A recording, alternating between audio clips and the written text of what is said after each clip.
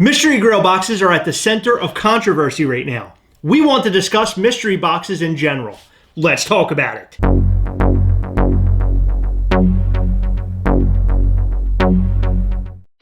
This video is the second part of a 4-part series about mystery Grail boxes. In this video, we are going to talk to other mystery box retailers and discuss mystery boxes in general. We think that it's important, if we're going to spotlight one mystery box, that we should discuss some others also. There are so many types of mystery boxes out there, and not one is the exact same. You have Grail or Fail, you have guaranteed value, you have complete blind mystery boxes, you have mystery boxes that are $12, you have mystery boxes that are $1,000. There are all different types. As a consumer, you need to determine for yourself whether a mystery box is even the right thing for you to purchase. And if you decide that it is, it's very, very important to look at the odds, the price point, and what you're willing to risk. Because mystery boxes are just that, a mystery. If you don't like the odds of a box, don't buy it. In this video, we interview SMEYE World. My name is Jonathan, and I am the co-owner of SMEYE World, or SMEYEworld.com.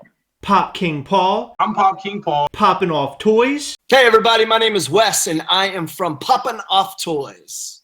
And ROBBINS Nest. What's up guys, we are ROBBINS Nest.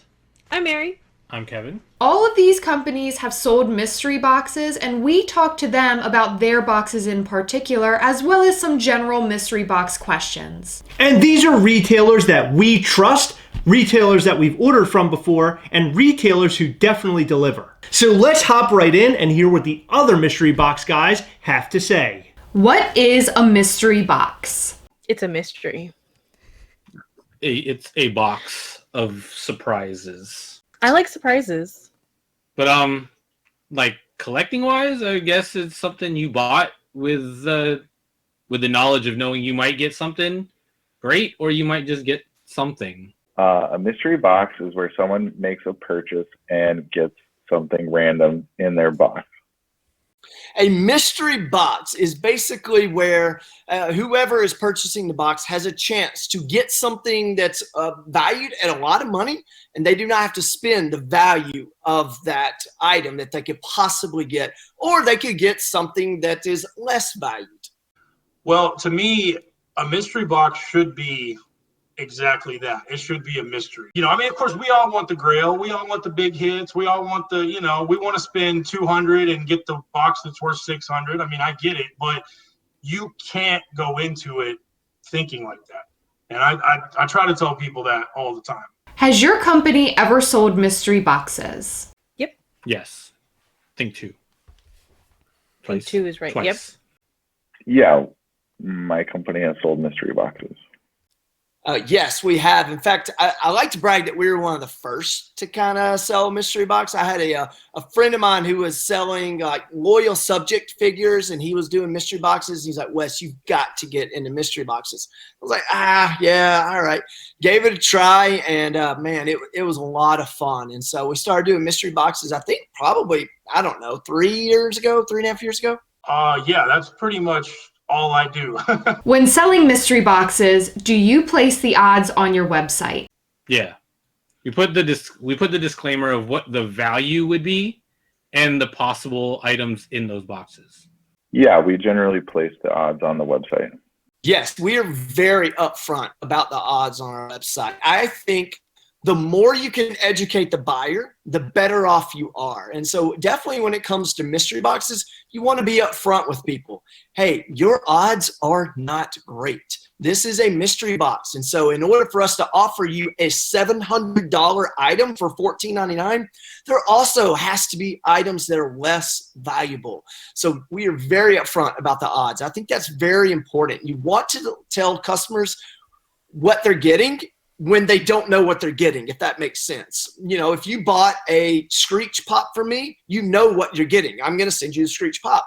But when you don't know what you're getting and you're paying me money and you don't know, I need to give you as much information as possible without actually telling you.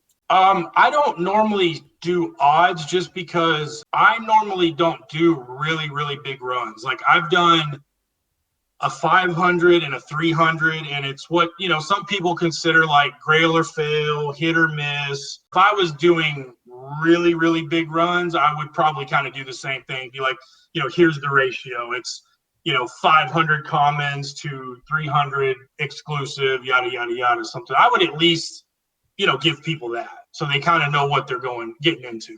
Is there always a guaranteed value? Oh, absolutely. Yes. That was very important to us from the very beginning, because us being collectors, like, we think that that's important. We know that when we are buying a mystery box, we're not always going to get the item that we wanted, but it's definitely good to know that at least you got your money's worth. So if you wanted to trade or resale, you knew that has that value. Right. Like, for example, I think our Halloween box that we did sold for $75, and I think we guaranteed a retail value of $125.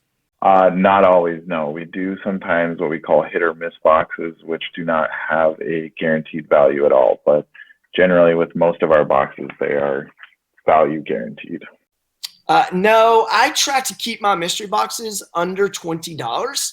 I feel like if someone's spending $25, $30, then that's when you kind of need to get into the guaranteed value game. But when I'm charging $10.99, $14.99, and you're getting, a common pop, like, that's not much more than you would pay for that in any other store. So on our site, we say, hey, this is a mystery box. This is not a PPG box. So, like, you're not guaranteed to get the value of what you paid. I really like to do guaranteed value. Like, I would probably say 90% of my boxes, maybe even 95%, are guaranteed value. It kind of depends on what I get the collection for. And here's another thing about mine. Like, I don't normally have just one box that's a, winner, I guess you could say. I like to spread mine out. So, I mean, of course there's going to be a top box, but I've also done runs where there's been like 5 boxes that are, I guess you could say winners. It's top hits or something like that, because I have maybe 5 pops that are all around the same value. I try to even it out that way. At least if you didn't get the top Grail or top box, you at least got a really nice box. Prices fluctuate so much with PPG, and I put that on my website too. Every drop I do, I'm like, I can't help if a pop is $40 when I box it up, but then say 5-6 days later or a week later, whatever, you get it and you open it up and it's only $25. I mean, there's literally nothing I can do about that. I try to do my boxes over, say if it's 150 guaranteed, I try to do like 160. That way, if there is that little fluctuation, people will still get what it's supposed to be. But that's another thing that's kind of hard with boxes, is that PPG fluctuation. It's, people latch on to that, and that's their, well, hey man, you said I was supposed to get 200 and I got 195. I mean, I've literally had people message me with that. And I'm like, I mean, dude, like, you got 4 pops. So that's literally each pop dropping $1 in value. I mean, like, I'm sorry, man. I don't know what you want me to do. How do you find the value of what's in the mystery boxes? For us, we haven't done a Funko mystery box, but everything we put in there is by retail. By retail, yep. So even though some of the items that we had we knew would resell for more, we based it off of retail. We go by pop price guide value. So that might not necessarily be the exact value, but that is the best to give us a blanket estimate. And that's also what we advertise, that it's PPG or pop price guide value. So here's my secret and how I do it. Basically, I will take the PPG value or Funko app value of the items in the box, and then I will divide by whatever number of boxes I'm doing. So if I am doing a holographic emperor who's worth $80 and several others that are worth $25, I will add all those up together and say there's 10 good pops, and I have 40 more pops to fill. I know that the other 40 are probably going to be commons, so I assign them a value of 8 by default. And so I do 40 times 8 plus the number of the hollow and those other decent ones. That gets me a total number, and then I divide by 60, or how many boxes I'm going to do, and that gets me my price. PPG fluctuates so much, and especially on older pops, which is kind of what I specialize in. That's what a lot of people like. I did a Freddy Funko box. It's probably been about a year and a half ago. this Freddy Funko. I know PPG says $700, but you go try to find this Freddy Funko for $700, you are not going to do it. And it's just because it hasn't sold for so long that PPG is still showing, what it sold for a year ago. But if you go into these Funko groups, or you go into like Whatnot, or, you see these live auctions on other platforms, you can really tell like what stuff is actually selling for. PPG is just a guide. It's not 100%. Are mystery boxes a big moneymaker for your company? Not really. Not necessarily. I wouldn't say a big money maker. They are, a portion of the profits, definitely of the pie. I feel that, but overall, I wouldn't say big. Actually, no, they're a lot of fun. They're great. It is a good way to get rid of a lot of items that wouldn't normally sell. So yes, it's good for us to be able to move 80 commons in a mystery box, but we're getting the same amount of money we would get if you walked in the door and bought it, because we are getting PPG value for it, or even less, because if you walked in my store and bought a common, you're going to pay $9.99. But in a mystery sale, I'm giving it a value of $8. So no, it's not this huge windfall that we're getting. The benefit to us is we're moving a lot of product at once. Well, I was able to leave my full-time job, which I had a pretty good position, a higher up position, upper management. It was a grind. I mean, I had to get my name out there. I had to reach out to people. I had people shut me down. I had people, oh yeah, I'll give it a try.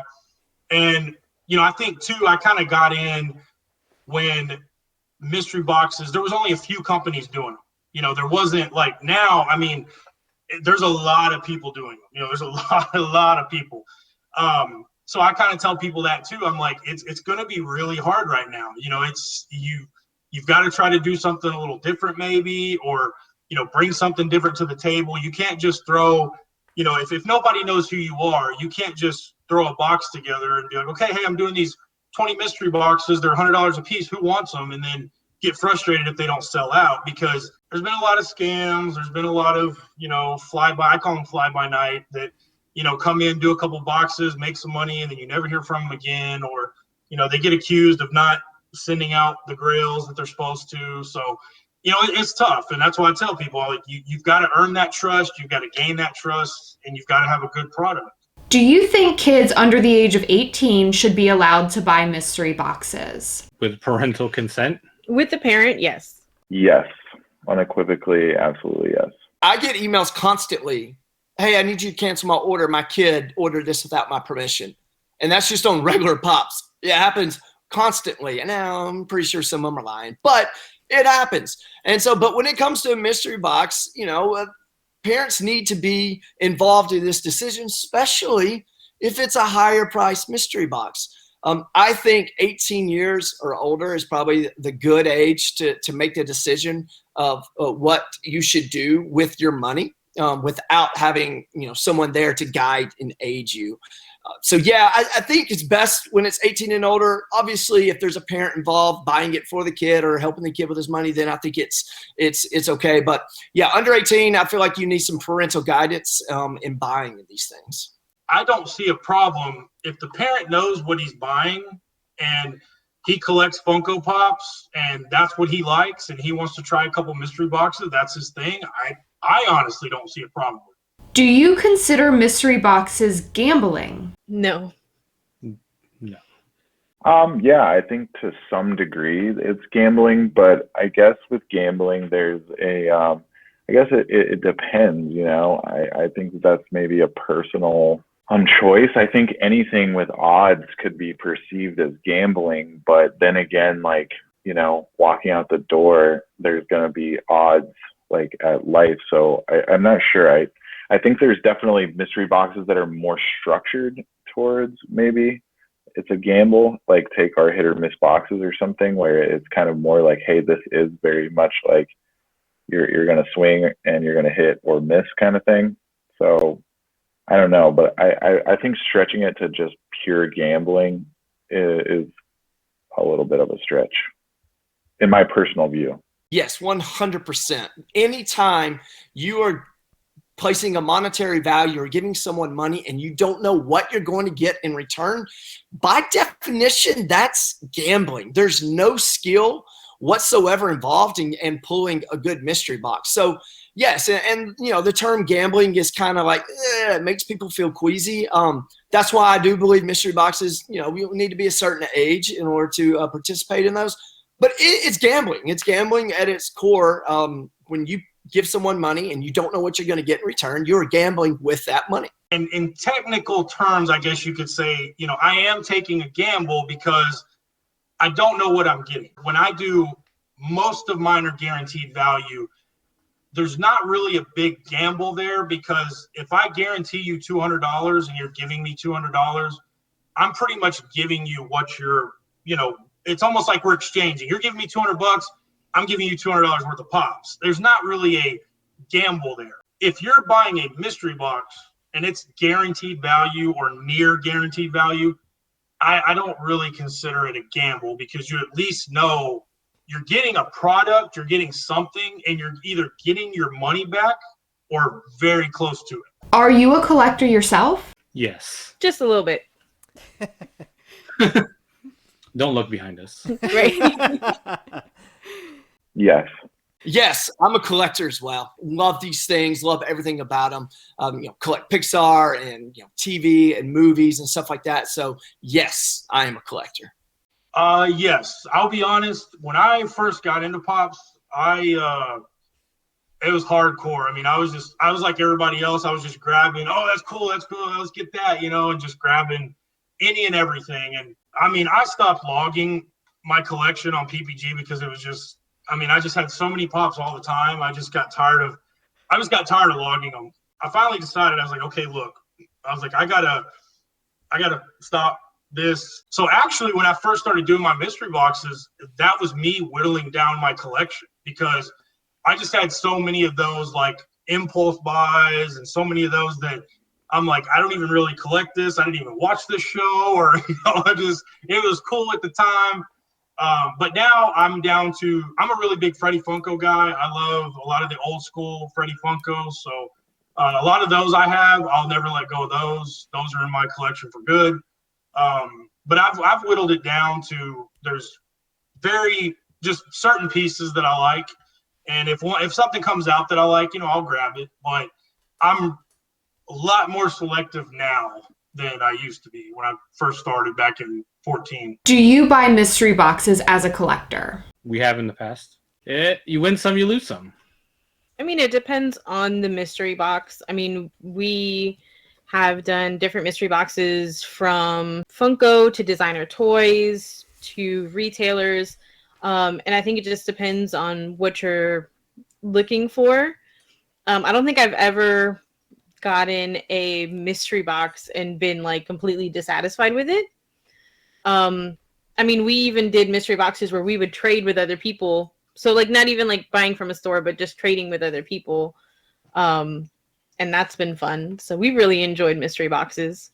Yeah, I buy mystery boxes from time to time. I mean, I think that they're fun. I mean, it depends on what you're looking for. I definitely think that if you're, you know, in regards to toys specifically, I know that there's maybe comic mystery boxes or Pokemon card mystery boxes or whatever, but to me, I'm purely like a toy collector. So we're in this community to have fun, and mystery boxes can be very fun if you let them be fun, and that's the kind of fun that you enjoy within the community. So I encourage people all around to just do what, you know, brings you enjoyment and what you're having fun with. If they're not fun, then I wouldn't advise buying them again. The answer is no, I don't. And it's not because I think they're unfair or whatever. Just haven't found one that really sticks out to me. Now, I used to do raffles and whatnot. But if there's a pop out there that I really, really want, you know, I've worked hard to be able to go get that pop. And so no, I don't. to answer that simply. But I'm not against it. I would if there was something in there that I really, really wanted to try to get. Nowadays, no. I'll be honest, I don't. I don't buy them anymore. Now, I did, I'd say for the first year to year and a half when I started out. But yeah, I don't buy them anymore just because to me it doesn't really make sense because that's what I do. So, I'm not saying there's anything. I don't not buy them because I don't think they're right. Like I said, I just don't do them because that's what I do. So it's just at the end of the day, it just doesn't really make sense to me to be buying mystery boxes. I'd rather be putting them out than buying them. What complaints have you personally gotten about mystery boxes, and what have you done, if anything, to fix it? Honestly, I feel like we don't get too many complaints from our mystery boxes, but I feel sometimes, I do think that, people might have, it's stressful because the expectations are high, right? People buy a mystery box as a chance to get more for paying less.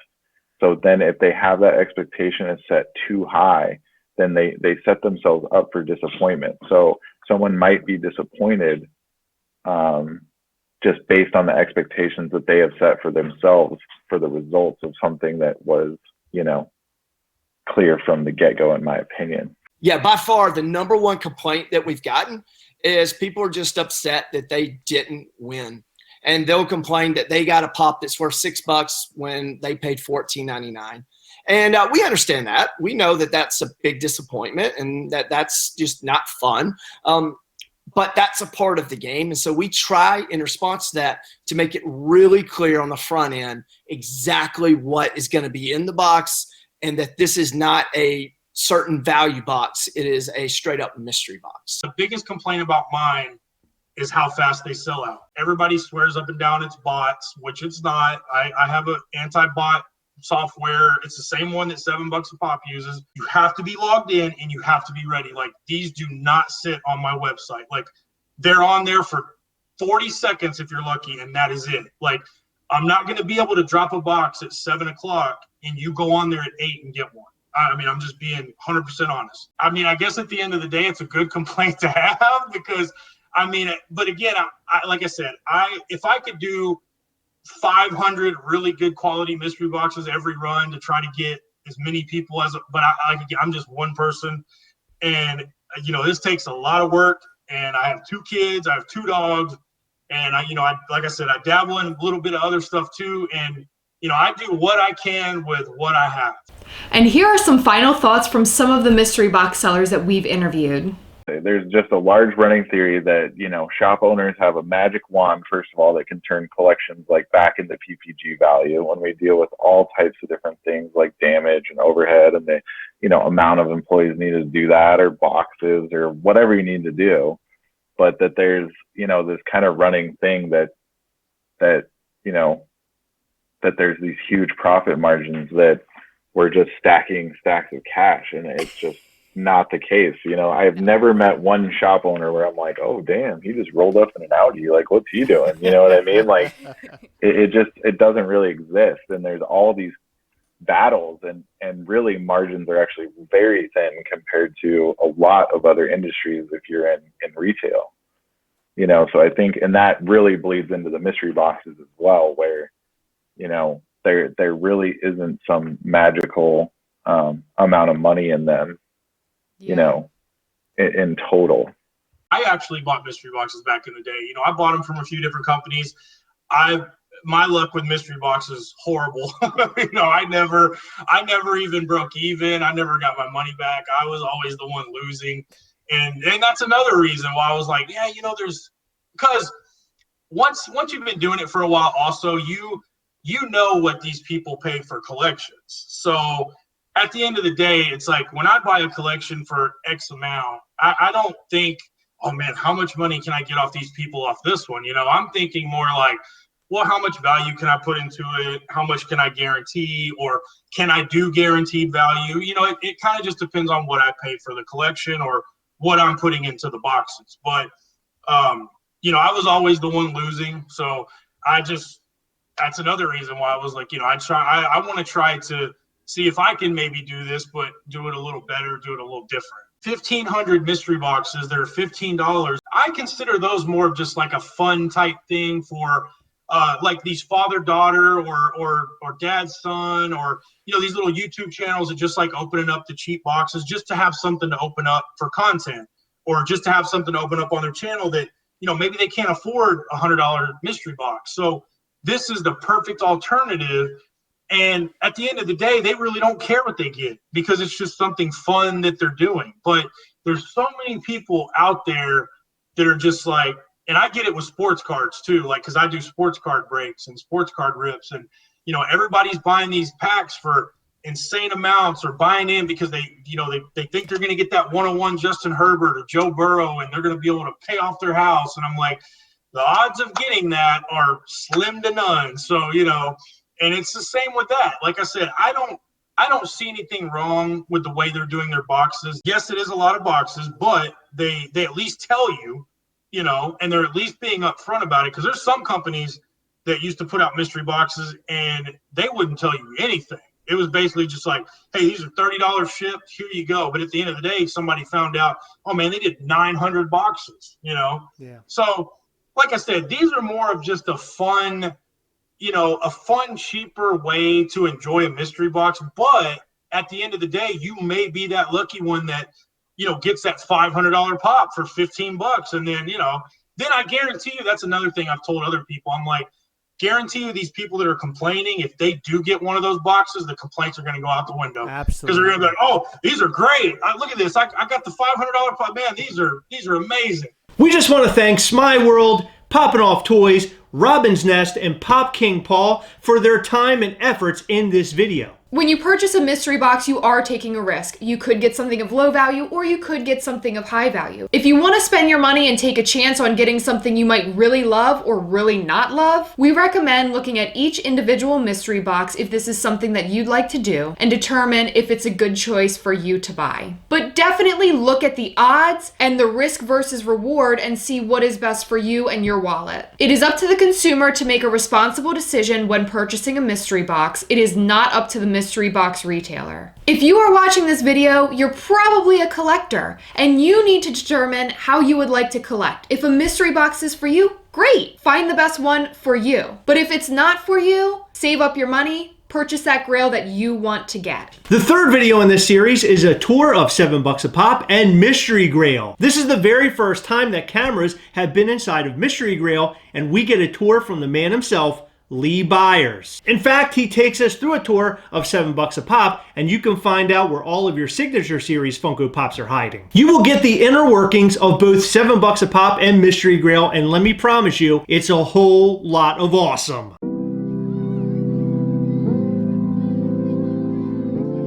Alright guys, that time again. Remember, as always, we're all together, yes. We'll catch you next time. Bye!